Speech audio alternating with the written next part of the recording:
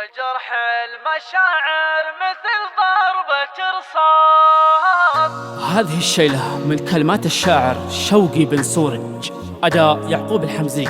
حياه وتسليم موضوعها خاص، تحياه وتسليم موضوعها خاص. أبى استودعك بعدها الواحد الولي، ولا واللي نزل تبارك والأخلاص.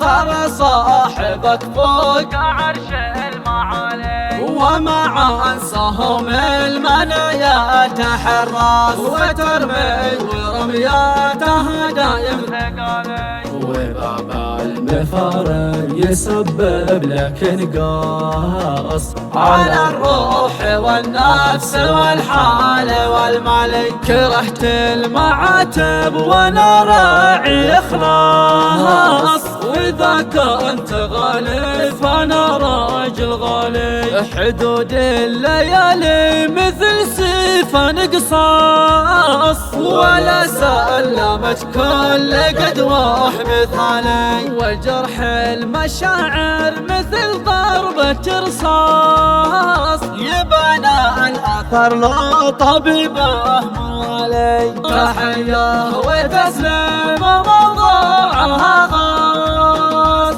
أبى استودعك بعدها الواحد الولي، ولا واللي نزل تبارك والأخلاص.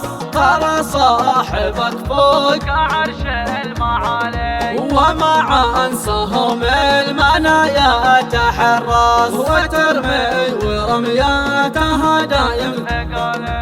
وباب المفارق يسبب لك نقاص على الروح والنفس والحال والمالي. كرهت المعاتب وانا راعي اخلاص، واذا كنت غالي فانا راجل غالي. حدود الليالي مثل سيف قصاص، ولا سلمت كل قدوة مثالي.